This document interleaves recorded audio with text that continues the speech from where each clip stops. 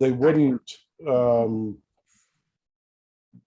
be playing any games with Consolidated unless the state was, unless the state or the feds were providing subsidy for Consolidated to overbuild the spectrum areas.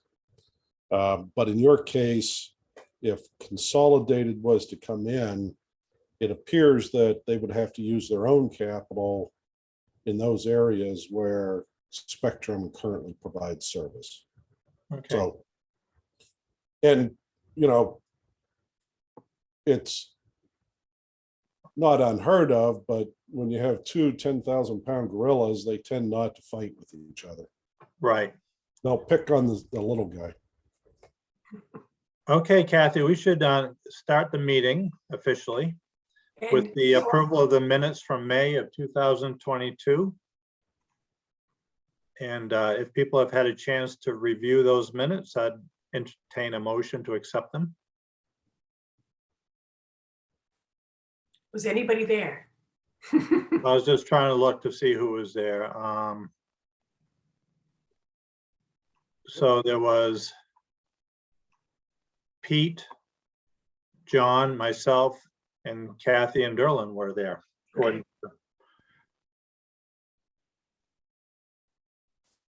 Of course, I can't help you with the minutes. I was gonna say, and I wrote them, so I probably shouldn't be the one to suggest. I guess I can move to accept them, right? I think we have a second. And there's a second. There's a second. I get all in favor? Yes. Okay. Aye. Aye. All right, moving on. We have discussion with the Casco Bay advisors regarding next steps. So we're fortunate enough to have Brian here and to start the discussion with us, to have the discussion with us. So Brian, thanks for being a part of this once again. Thank you. Our proposal has been approved by the Board of Selectmen, and Derlin signed off on the contract and sent it ahead, I believe, Derlin. He did. So, okay. Well done. And I believe in that proposal, you had laid out some options for how we might move forward. And part of that was doing a financial pro forma in the event that we would pursue a municipal network. And I don't think that that's what we're looking at right now, right? I think we want to look at your proposal, the number one, facilitation scope of work to assist with facilitating and negotiating favorable public-private partnership to either expand cable or deploy fiber to the home, and support the town efforts to build community support for the selected solution, assist with the submission of grant applications, and participate in the committee as requested. So let me speak to each of those points. I think that first bullet, assist with facilitating, what I recommend I do is share the study that we produced with all of the service providers that are currently operating in Maine. And what I routinely do is I'll schedule a Zoom call with them to walk them through the report and talk them through how it may or may not fit into their strategic plans. Those calls take anywhere from 15 minutes to an hour, but probably on average less than a half an hour. But essentially getting the information out there so that they have an understanding of what the opportunity is, what the network would look like, and the density of subscribers that you have, which typically would be attractive to a provider. I think that, you know, all of the providers have looked at the island of Mount Desert once or twice in the past, but their strategic plans have been evolving almost on a monthly basis anymore. This industry has just gotten crazy. So, get it in front of them again. They'll have all of the detailed information. I would expect that Spectrum will want to sit down and talk. I would expect that Consolidated Communications will be willing to sit down and talk. And beyond that, I'm not sure what kind of response you're going to get. Given the lack of interest historically and the fact that you're an island, really handicaps you in a sense because they don't have adjacent properties. Although Bar Harbor is talking with Consolidated, and Mount Desert would be a natural extension of whatever they do there. So I just wanted to, that's what I'm recommending we do and what I expect the results to be. And I would expect Spectrum to come back and say, all right, here's what the cost would be to extend our existing network into those unserved areas. And I would expect Consolidated to come back and put a price on the table as to how much subsidy they would be looking for. And I would think that the subsidy that they would be looking for may be fairly modest in comparison to the overall project. But remains to be seen. And then I would, sort of report back, and you all would then decide, what do you want to do as a next step? Do you want to look at the financial pro forma so that you have that to compare to as to what that would look like if you decided to build your own network? So for instance, if Consolidated came back and said, we're not planning to build, but we would if we got a subsidy, they would own it, they would control it. And you probably aren't going to get a lot of subsidy out of the Maine Connectivity Authority because you're so extensively covered with cable TV infrastructure today. So you would be looking at largely how much of a tax burden it might be to have your own network versus subsidizing Consolidated, for instance. But you don't have to do that financial pro forma right now. It's it's up to you. And it's not the financial pro forma. I've done very many of these, and each time I do one, I take the template from the last project and just update it. So, we're looking at probably a modest amount of time when you decide whether or not you want to move forward with that. But it's included in what your select board voted on. So it's really up to you as to when we pull the trigger on that. From a timeline perspective, I would expect that I'll be getting sharing that report with the service providers next week. Typically, the calls get scheduled within a week or two. So you would at least know within a few weeks who has interest and who doesn't, and then maybe an idea of how long it'll take them to come back and tell you with a proposal for you. All of the service providers are very, very busy. And to get them to come back with a firm proposal could take a couple of months. So just want to set that expectation. Good to start now then. Oh, yeah. I mean, there's you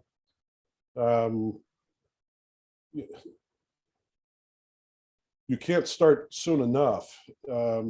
There's a grant round opening up in October, it looks like, and potentially another one in January, but we don't know. And that one in October will utilize the 110 million that was announced today, which was really previously announced. It's all that really was is the Maine Connectivity Authority submitted all of the appropriate paperwork to have the feds release the 110 million to them. So we knew it was coming. And there's in total, I think, 100 and, well, I'll pull it up here. I think there's 130 million available right now. And then in 2023, what they call the BEAD funding will be available nationwide, and that's another, I think, 42 billion. But that money has a lot more strings attached and a lot more hurdles. It looks like right now, unless they modify their rules. But to the point where it may only be the big providers that participate in that program in 2023, just because of the extensive administrative and financial burden on the providers to participate. It may cut out a lot of the smaller providers, but we don't really know yet. So time is of the essence, and see where we get. Brian, this is John. Quick question. I'm getting up to speed here. You'd mentioned reviewing or having discussions with network providers here in Maine. Besides Spectrum and Consolidated, or is there anybody else? Yeah, we would be sharing it with Axiom, Premium Choice Broadband, Lincolnville Communications, Pioneer Broadband, Otelco, which just changed their name to Net Go Speed or Go Net Speed or something. Red Zone Wireless, Outer Reach Broadband, Matrix Communications. I think that's it. Never heard of most except for maybe Red Zone, and that's wireless, right? That is wireless. Red Zone has been deploying some new technology that can provide like a 500 megabit down and greater than 100 megabit up, and is reportedly going to be able to provide gigabit symmetrical within the next year or two as they further refine the software behind this new technology. But is that wireless technology still, or something else? Yeah, it's wireless. They're having a kickoff in the town of Litchfield on Monday, where they are guaranteeing 100% coverage, and everybody can get a minimum 100 over 100. And it's pretty interesting technology. Your challenge, you're an island, and it's hard to put towers out in the water to be able to go back and make sure you can get everybody. And the Park Service is also a challenge because nobody wants towers. So I don't think that it's a realistic expectation that wireless would be a solution, but we try to make sure that we're sending it out to everybody. So Consolidated and Spectrum are the main, seem to have enough muscle, financial, and expertise to deliver on what we're looking for. Others maybe could, but some are less likely. Yeah, many of them have the technical and operational and managerial expertise, but if they look at using these federal programs to partially fund, the administrative burden to comply with the requirements of those programs is very, very high. So Yeah, my only, where I was going was simply if there's any triage, if there's any, as Gerlin pointed out, and I think you agreed, time is of the essence. Working down lists of the most likely who can deliver something that we care about, we ought to focus on first. And if some that are more questionable, my thought might, why not, you know, why, I know being complete is good, but we literally though, it may cost 15 minutes to share it with Red Okay. Zone. Okay, yeah, fine. Besides being an island, we also have mountains, it turns out. Yeah. And there are issues with putting towers up of any kind, it turns out, history shows, so. Okay, Exactly.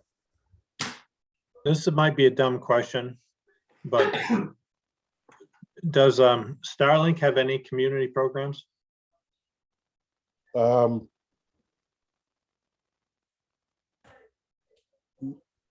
No formal programs that I'm aware of. They did have a program early on with the town of Swans Island, where they approached Swans Island and said, if you can get 30 subscribers out there, we'll support that effort.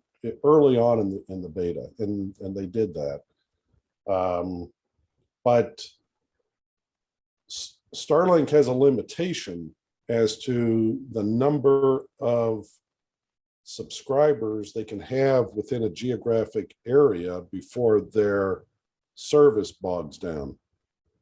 And as I understand, you have to have significant open sky around where that antenna is. So many of the areas of Mount Desert are too treed.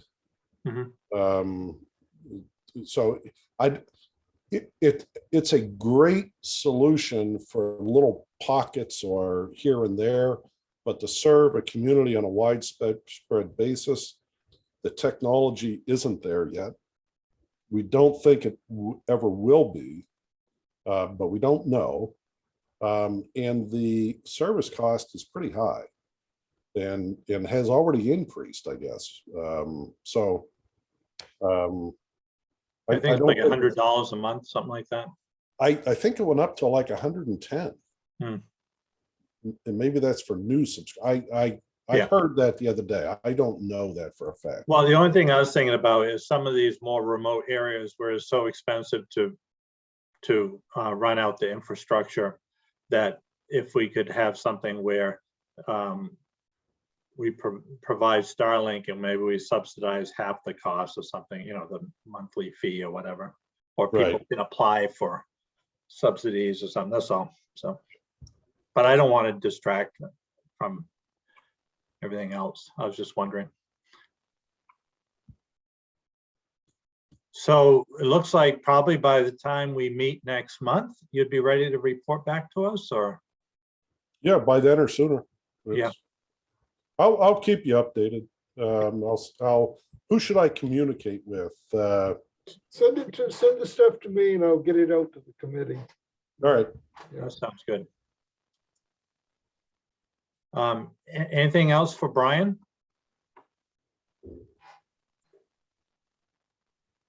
Kathy? You're Just muted. to clarify that we're going to do the first bullet under number 1, assist with facilitating, you know, favorable negotiations, blah, blah, blah. That's what we're just moving forward with for now. Okay. Yes, That's correct. And is it too early to take the municipal owned network off the table? First, we're trying to see what the possibilities are for the subsidized partnerships. Are you asking me? Yeah, in your opinion. You could do it now. You could wait until you see what is coming back from the other providers. It's really up to you. It won't take a tremendous amount of time to perform it. So it's at your discretion. Okay, great. Thank you. Brian, do you, knowing our unique situation, not that we're unique from everyone else, but everyone's unique, right? Every Yes. community. And knowing that, I think you had mentioned that you thought that we wouldn't be able to get much subsidy, much grant, I should say, money. Just off the cuff, what do you think is our best? I mean, I know we can explore everything, but what do you think is our best option?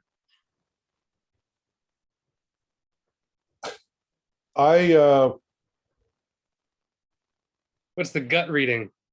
First of all, I don't provide recommendations. Right. Because every community is different and every community has different capacities. And, my role is to help you explore all the options and make sure that you're looking at all the important things, but not to make a recommendation.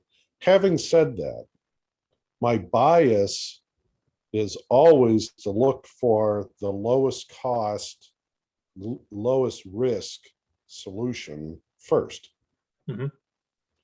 And in essence, that's what we're doing, is the incumbent phone company and the cable company have a natural advantage in that their costs will be lower than all of those other providers because they're already attached to either all of the poles in the case of consolidated or most of the poles in case of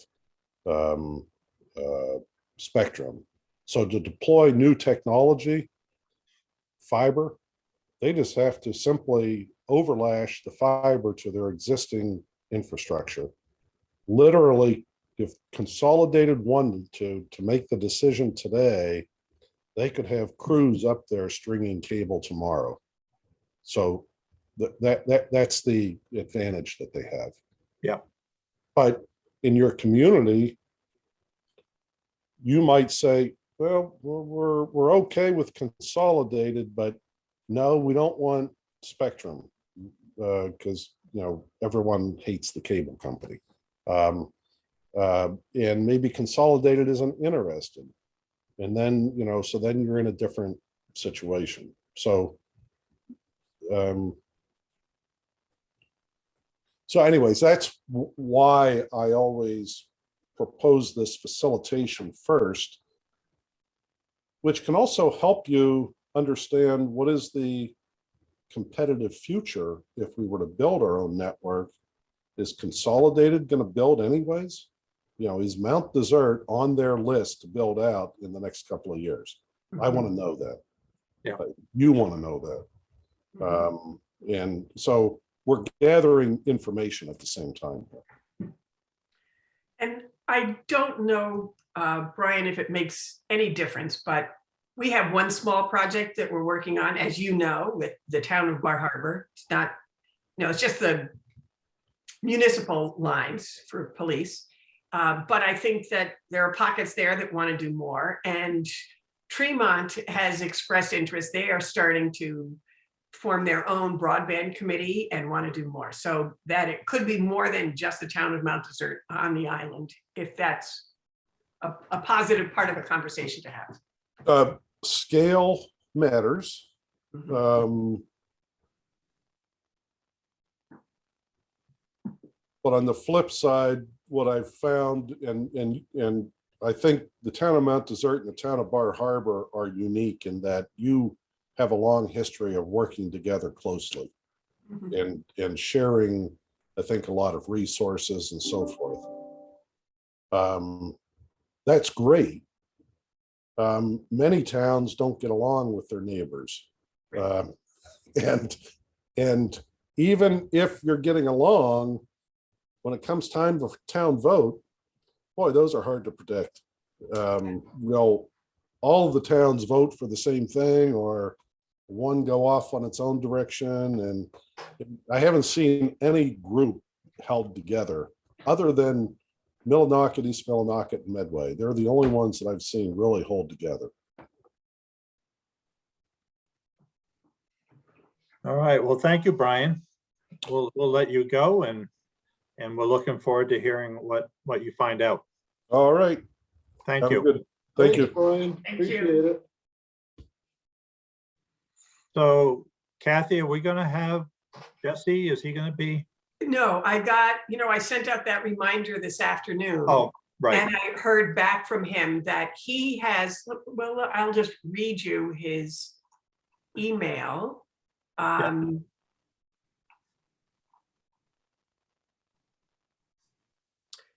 So unfortunately, he has a medical situation going on and not able to attend tonight. Interested to know what happens. The Tremont Select Board is going to discuss creating a broadband committee at their meeting Monday night. They're still very interested in working with Mount Desert. So he wanted to, but he can't for tonight. But I think that their town is interested. He had shared with me earlier that there are certainly pockets of town, close by the town hall even, that do not have any kind of internet service available, and that there is growing interest in doing something, and there are quite a number of people who are interested in forming that committee. So they're moving in that direction and wanting to know how we were structured, et cetera. I think you remember, he even asked, do we have bylaws or something for this committee? So they're trying to figure that out, so. Okay. Now I guess we're up to, is there any other business? Well, let me see. John, you want to know? Okay. Yeah. John, you had a question about where to find the Casco Bay information. Yeah, you're And- you're reading something, and I couldn't find out what document you're reading from. Yes. So Brian had provided us a proposal, and I have saved that in our shared broadband Yeah, folder technology. in Dropbox. So Okay. it would be Dropbox broadband at Mount Desert, subfolder Casco Bay Advisors, and the document is called Casco Bay Facilitation Proposal V1 for 1822.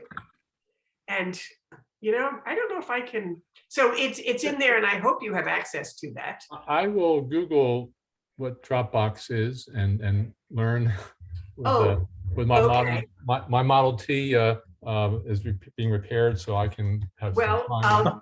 what I'll do is I'll send you a link to the folder, and with that link, you can see anything in there. Great, super. Ron, do you accept fax or maybe can on a string? Wise guys. Oh, carrier pigeons have worked, but the eagles keep on eating them, so I don't know. Yeah. I did have a comment though. I was down in Durland's neighborhood, the actual town office, for normal business, and found the piece of paper there about the broadband survey, which was very helpful to me. I was getting my Model T registered, is what it was. And this is very helpful. So I went through the steps here. It was you pointed exactly where I could go to find the survey, which I filled out today. But I did observe though that it populated the speed automatically, it seems, and it came with a very different number than I measure when I look at my app that measures speed. So it's possible that one's in furlongs per fortnight or something, and one is in, I don't know, drachmas per quadrennial. I don't know. Somehow it might be different units is what I'm saying.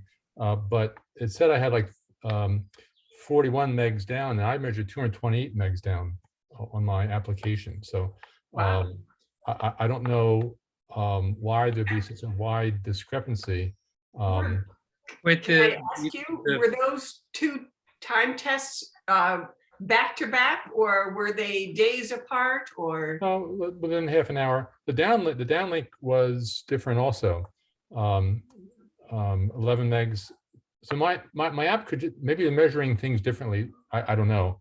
And I just was curious if anybody had done a comparison with speed testing apps that versus what you're using, you know. John, on which one was faster? The one, your app or the my app? broadband thing? My app.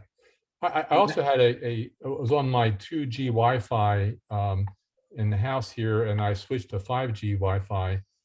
I mean, the router is 20 feet away. Shouldn't really matter, I didn't think, 2G versus 5G, but that was one change. I didn't know how to go back and retry to log in again. So You could try speedtest.net or on your computer, or also I think, Kathy, isn't there a link to Maine Broadband Coalition has a speed test or something? Correct, yes, and that's the one that we had been using. So the survey, if you just filled it out, it would be through our relationship with Vetro. And I believe Vetro is doing all of these things because they have a very close relationship with the Connect Maine Authority. They have a contract with them to do a lot of things, which also has a very close relationship with Maine Broadband Coalition. And so we've been using that Maine Broadband Coalition speed test, but I have heard from others, it's like, yeah, that test is on the slow side. It measures everything slower than other speed tests do. Okay. But we've been using that one consistently, Okay. and because that's what the state is using. Okay. Fair game. I can believe that there's different ways of measuring just a ping, a couple, bits, a few bytes, whatever, versus a longer one, and maybe there are differences. So I would tend to trust a group that's tied to the government more than what I have in my computer here. I just observed that it was, I'm thinking that's pretty good at 228 megs down. 41 Yeah. sound less good, factor of 5, almost 6 difference. So when it comes to how much faster do you have to be, well, I don't know how to measure that. So just an observation. But I liked what you had done with the piece of paper there, and I had time to wait. It turns out anyway. So it worked out well. So thank you for. You're welcome.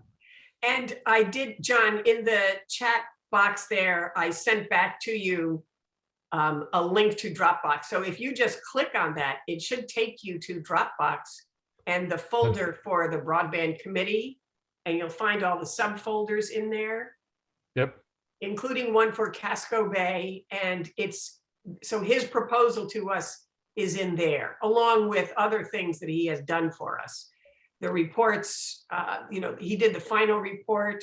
Yep. And okay. he actually provided us some reports as samples from other communities as well. So you'll see there's something in there from Litchfield and Piscataquis. So I'll use my high-tech telephone to take a picture of the link. So I'm good to go. There is a Model T in Northeast Harbor. I can send it to you on email as well if you want to do that. So no, I'm good. I got it. So thank you. I think if you just click on that now, press it now, it will take you in a different thing. It did. I'm good. I have the document in front of me. So thank you for that. Great. So if there's nothing further, our next meeting is August 11th at 4, unless we want to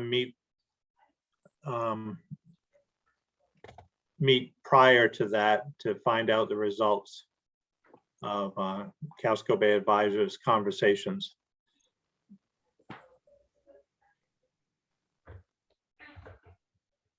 And he'll be keeping us in the loop, he said, so we'll probably have a better feeling for that, as we progress. So my guess is August will work just fine.